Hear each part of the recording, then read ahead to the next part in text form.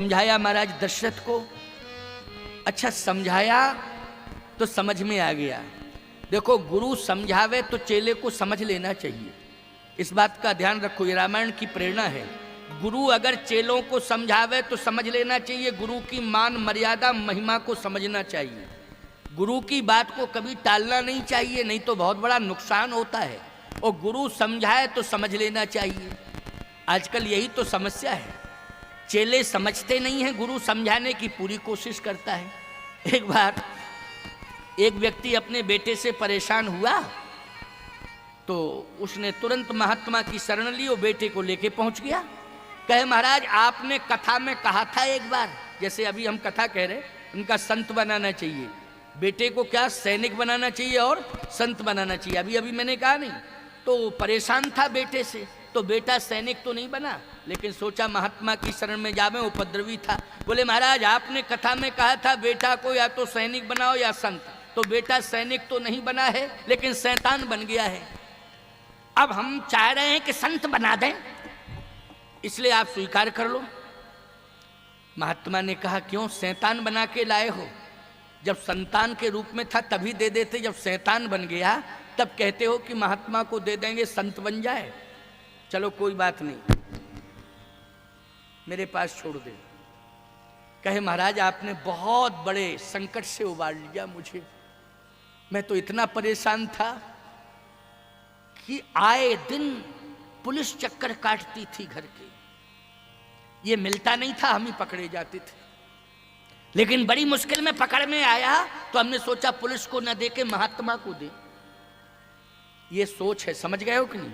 Police को न दे के महात्मा को, चल चल घर जा अपने, छोड़ दे बेटे को, मेरे साथ चल हरिद्वार। चलो महाराज हरिद्वार चले। हरिद्वार ले गए, महात्मा ने सोचा गंगा स्नान कराएंगे, उपदेश देंगे, इसके बाद इसकी बुद्धि में सुधार आएगा। तो कहा स्नान कर, हम भी कर रहे हैं तू भी कर।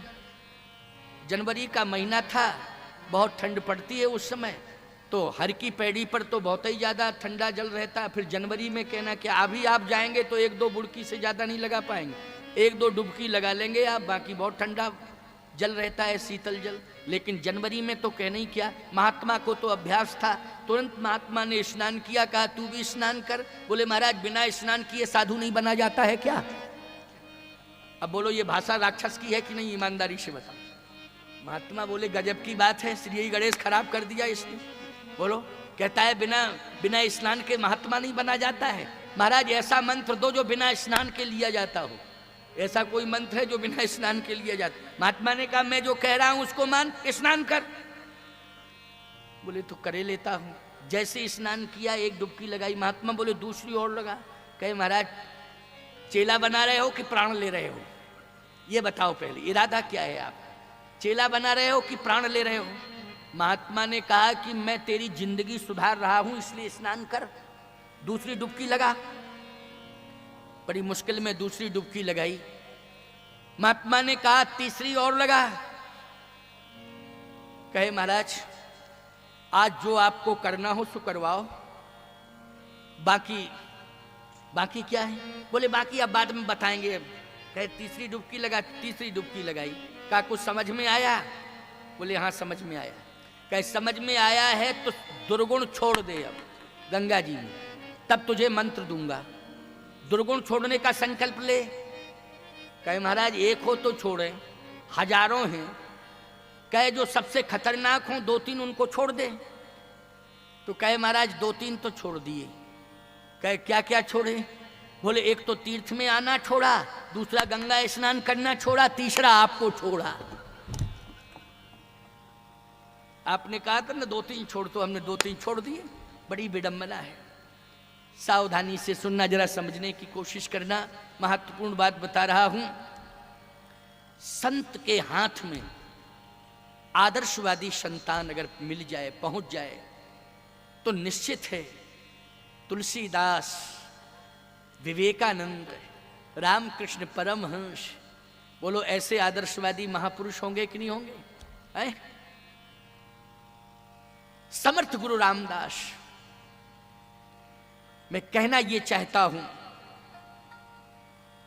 कि सत्संग और संत की शरण परम आवश्यक है। वशिष्ठ जी ने कहा कि संत की शरण में यदि राम होंगे तो तुम्हें मालूम है कल्याण तुम्हारा भी है और कल्याण संतान का भी है।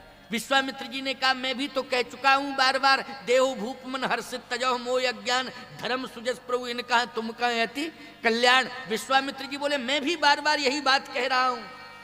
वशिष्ठ जी ने कहा शंका करने की जरूरत नहीं है, प्रसन्नता से दे दो, उदास होकर के मत देना, प्रसन्नता पूर्वक देना। एक हाथ से लक्ष्मण की बाहें पकड़ी और दूसरे हाथ से लक्ष्मण की बाहें पकड़ी। गोस्वामी जी कहते हैं मोरे प्राण, क्या शब्द निकला दशरथ जी के मुख से, मोरे प्राण नाथ सुत दो, तुम मुनि पिता आन नहीं को। महाराज मुझे भ्रम था कि मैं पिता हूं, लेकिन आज मुझे विश्वास हुआ कि मैं पिता नहीं हूं, ये भ्रम है। अगर मेरे प्रयास से मुझे राम मिले होते तो मैं ये अधिकार रखता कि मैं पिता हूं, लेकिन ये तो यज्ञ से प्राप्त हुए हैं और यज्ञ में भी संतों ने जो प्रयास किया है, इसलिए सत्य तो यह है कि राम अग्नि से प्राप्त हुए हैं। किससे प्राप्त हुए हैं? अग्नि से। भगवान का जन्म अग्नि से हुआ, लेकिन अग्नि में शक्ति कब आई?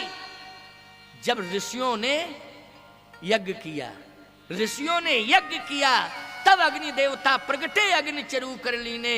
इसलिए आज मैं समझ गया कि राम जी यदि हैं तो दुनिया वालों, दशरथ जी ने कहा राम जी ऋषि संस्कृति के प्रतीक हैं, इसलिए आज ऋषियों के राम ऋषियों के हाथ में सौंप रहा हूं। ऋषियों के राम हैं तो किसके हाथ में सौंप रहा हूं? ऋषियों के हाथ में सौंप रहा हूं। ऋषि संस्कृति के प्रतीक हैं, यज्ञ से प्रकट हुए हैं। मैं पिता वाला भ्रम पाले था, लेकिन तुम मुनि पिता, ये जितने भी मुनि महात्मा हैं इनकी कृपा से ही राम मिले हैं, इनके प्रयास से राम मिले हैं। इसलिए ऋषि मुनि